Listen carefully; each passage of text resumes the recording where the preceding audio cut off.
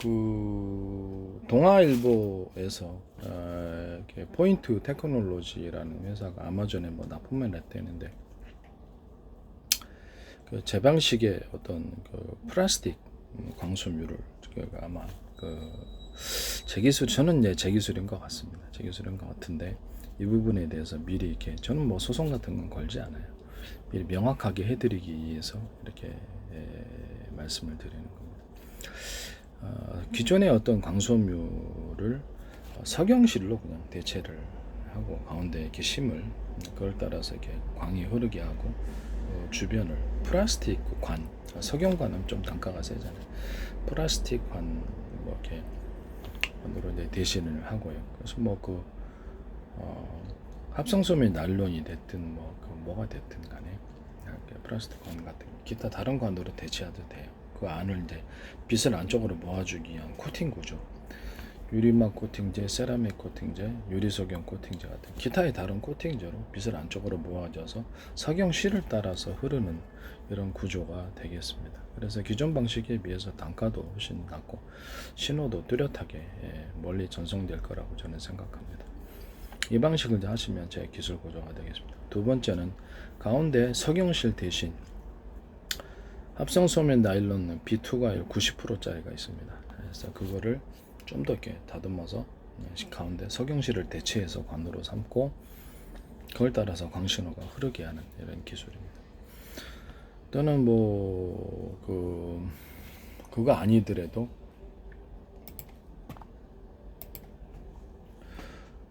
아크릴 기반으로 해서, 아크릴이나 기타 다른 이런 걸 기반해서 일종의 다 플라스틱 계열이죠. 아크릴 기반으로 해서 가운데 심을 삼고 바깥에 관은 그냥 다른 플라스틱 관으로 하시거나 다른 관으로 하셔도 됩니다. 이런 기술에 대해서 제가 말씀을 드렸었거든요. 이게 참 전 세계에서도 말도 안 되는 획기적인 것입니다. 그 탄소섬유에 있어서도 이제 기존에 이제 아크릴 기반으로 탄소섬유를 만드셨는데, 제가 합성섬유의 나일론 기반으로 탄소섬유를 만들면 훨씬 더 우수한 성능을 보일 것이다 라고 말씀을 드렸어요. 이 부분에 대한 기술이 제가 보기엔 제 기술인 것 같습니다. 동아일보에서 나온, 이게 전 세계 최초라는데, 보면 제가 왜 이런 말씀을 하냐면, 제 기술은 전 세계 다 최초입니다. 전 세계 다 최초고,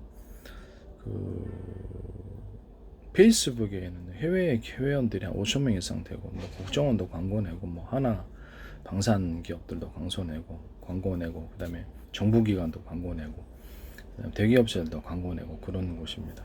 근데 뭐 댓글도 엄청 많이 달려요. 예전에 비해 좀 줄어들긴 했는데 엄청 많이 달려요. 그다음에 유튜브는 좀 조회수가 낮으나 거기에 이제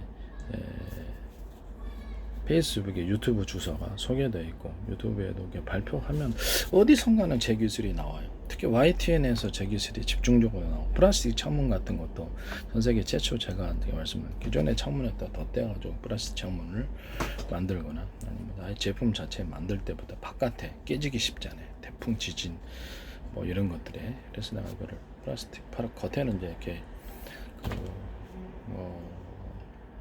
왜냐면 썬팅 필름 바르는 것처럼 이렇게 플라스틱 얇게 발라서 깨지지 않게 한다.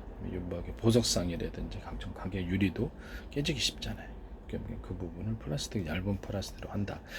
그 다음에 이렇게 플라스틱 유리 이런 식으로 하셔도 되고요. 군 같은 데는 그 플라스틱이 빛의 굴절률 때문에 투명하지 않은 거거든요.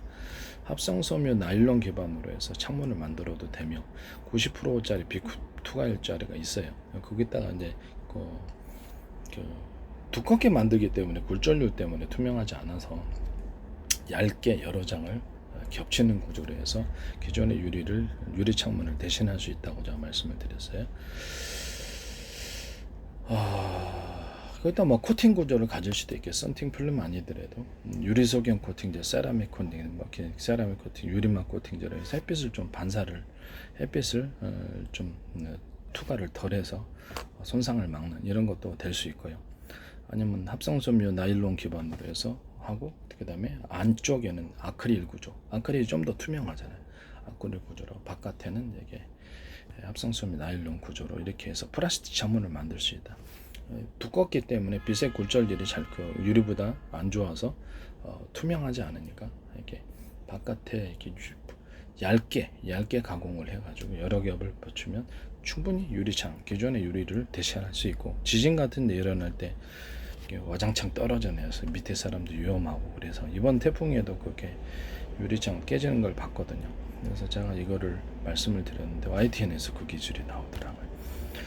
제 기술은 전 세계 최초들이 굉장히 많습니다. 이 기술이 어디선가는 자신들이 개발한 것처럼 해서 발표를 하는 이런 것들을 제가 봤어요.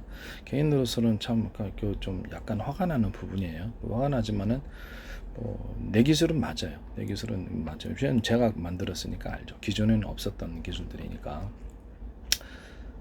근데 이 부분에 대해서 현대 기아차의 어떤 배터리를 겨울 같은 구조의 배터리 성능이 떨어져 갖고 시동도 잘 안 걸리고 안에 들어간 전기가 잘 충분히 나오지 않아서 구동력도 떨어지고 이런 주행거리도 떨어지고 이런 문제를 저는 이제 알았어요. 이제 이게 아는 만큼 보인다고, 이게 온도가 낮아서 그렇다라고 생각하고 배터리를 격벽 안에 두고, 원래 이제 제 아는 배터리를 물리적으로 8개 정도나 회사별로 틀리겠죠. 몇 개를 분할을 해서 발열 문제가 생기면 그 부분을 이렇게 전기와 산소를 차단시키는 방법으로 해서 나머지 7개는 무사하도록 그렇게 하는 안으로서 격벽 구조를 넣고 외부 충격이나 온도에 민감하지 않도록 격벽을 만들었는데, 이 격벽 구조와 히팅 시스템, 더우면 이제 이렇게 냉기를 통해 쏴가지고 배터리가 과열되지 않게 하고, 이렇게 추우면은 히팅, 이렇게 좀 온기를 쏴서 원방을 난방을 하는 거죠. 이게 사람으로 얘기를 하자면. 그래서 배터리 효율을 높이자. 이게 현대 기아차에서 YTN에서 처음에 그 기술이 나왔었어요. 똑같아요, 제 기술하고. 또 다른 기술도 썼어요. 그래서 나는 이제 거기서는 이제 기술 구조를 잘 설명하지 않았어도 저는 내 기술이니까 한눈에 알아봤습니다. 그 로봇 기술도 제가 들어간 거 많아요. 좌표 기술도 지금 상하스토어에서 좌표 기술 쓰시던데, YTN에서도 그렇고요. 이렇게 이런 부분을 제가 말씀을 드립니다. 그래서 그래서 지금 포인트 테크놀로지라는 이 회사가 아마존에 이렇게 플라스틱 광섬유를 납품했다고 해서 이것은 제 기술에 대해서 그전에는 없었던 거거든요. 세계 최초라고 하시는데, 저는 개인적으로 소송하지 않습니다. 남의 기술을 이렇게 해서 안 되는 거죠. 그런 거 하면 안 됩니다. 그래서 이 부분에 대해서 이 부분이 기든 아니든 간에 일단 이렇게 그렇죠. 명확하게 해놓고 저한테 기술 사신 분들이 나중에 뭐를 할 것이다 라고 저는 생각하고 있습니다. 그러면 삼성페이에서도 스마트폰 기술로 이렇게 전파를 가지고 비밀번호 방식으로 해서 현관문 이렇게 딱 개폐를 하는, 열고 닫고 하는 이런 것을 하시던데, 제가 이게 드론 기술에서 서로 파행이 될 여러 개의 전파, 복합 전파죠. 이게 한 개의 전파만 쓰면 되지 왜 복합 전파를 쓰느냐? 그래야지 이게 멀리 가고 또 이렇게 손실률이 좋고 적군에게 이렇게 들킬 일도, 비밀 통신도 되고, 어떤 전파를 썼는지 알 수가 없으니까. 그 중에 하나는 드론들이 한 수백 대 수천 대 있다 그러면 여기서 지령을 내려야 될 거예요. 상대방 내 적군이 얘기를 마음대로 하면 안 되잖아요. 서로 비밀번호 암구어가 맞아야지 딱딱하게 수신하고 서로 움직일 수 있는 구조를 한다고 했거든요. 그거를 이제 삼성페이에 쓰시더라고요. 이런 기술들이 굉장히 많아요. 이번에 YTN 플라스틱 창문도 제 기술이라는 것을 다시 한번 말씀을 드립니다. 이런 기술들이 한두 가지가 아니에요. 한두 가지가 아닙니다. 또는 포스코나 어떤 데서도 현대제철에서도 이렇게 철판, 그러니까 금속판 가공할 때 안에 심지를 먼저 넣어놓고, 철근 같은 데다 그러면 철근에다 기존에 이제 가공된 철을 넣어놓고 가로 세로 심지, 그러니까 나무로 얘기를 하자면 심지죠. 심지. 이렇게 나무 잎사귀에도 심지가 있잖아요. 뼈대, 사람도 뼈대가 있듯이 뼈대를 미리 가공된 거를 넣어놓고 일단 쇠물을 붓는 식으로 해서 철근을 만든다. 철판도 이런 식으로 가로 세로가 됐든 X자가 됐든 어떤 심지를 넣어서 만드는 구조. 플라스틱도 그렇게 할 수 있거든요. 플라스틱 만들 때 그냥 플라스틱 물 부어서 이렇게 용액을 부어서 만드는 게 아니라 뼈대를 플라스틱 줄기를 만들어서 이렇게 플라스틱으로 만들거나, 또는 거기다 요즘 와서 제가 최근에 플라스틱 같은데 겉으로는 플라스틱이고 안에는 이렇게 금속 프레임을 넣고 위에다 플라스틱을 덮어가지고 강화 플라스틱인데 프레임이 이제 금속이죠. 처리됐죠. 뭐 스테인이 됐든 뭐가 됐든 그런 식으로 해가지고 선풍기 날개 같은 거는 막 프로펠러 날로 항공기 그런 것도 부식할 수 있는 바다에서 부식할 수 있는 프로펠러에 이걸 강화 플라스틱을 이걸로 단다라고 제가 말씀을 드렸었어요. 이런 기술도 어딘가는 나옵니다. 그래서 이런 부분들이 제 기술이라는 것을 말씀을 드립니다. 뭐 철판 가공이나 금속 제품들 이렇게 가공할 때, 금속판을 가공할 때 올록볼록 기존에 이제 이렇게 철판을 가공을 해가지고 볼록볼록 이렇게 뽁뽁이 아시죠? 뽁뽁이처럼 해서 안에가 움푹 들어간 것은 오목이고 볼록은 이렇게 뒤집으면 볼록이겠죠. 오목과 볼록이 같이 있는 구조를 만들면 반탄력에 쓰여서 특수 용도에 쓰이지다. 그 위에다 샘물을 부어가지고 판을 만든다라고 말씀을 드렸어요. 이런 것도 아마 이게 나오면 제 거라고 생각하고 있습니다. 그 다음에 코팅 구조를 철판이나 금속판 같은데 코팅을 이렇게 어떤 형태의 코팅이든 한 겹을 하고 이제 건조시킨 다음에 다시 또 한 겹하고 여러 겹으로 해서 코팅 기술을 해서 제품이 이렇게 오래 부식 같은 것으로부터 보호를 할 수 있도록 각종 철들은 다 돼요. 금속 제품 도금에서도 가능하고요.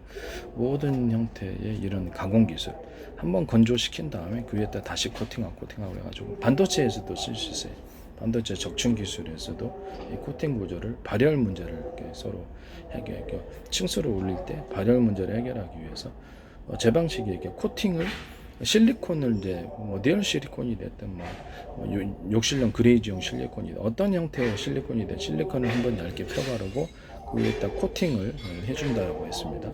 유리소경 코팅제, 세라믹 코팅, 유리막 코팅제 이걸 한 5겹 정도로 몇 겹 마른 다음에 또 코팅 이러면 열이 차단돼요. 이렇게 그 코팅 기술에 대해서 반도체에 대해서 적층 기술을 해서는 안 된다라고 제가 이걸로 이제 발열을 해결할 수 있으니까 이런 부분을 말씀을 드립니다. 남의 기술을 어디선가는 자신의 기술을 갖다 쓰면 안 되겠죠. 이게 어떤 누구도 화나겠죠. 저도 그렇습니다. 남의 기술을 함부로 갖다가 상업화시키면 안 되겠습니다.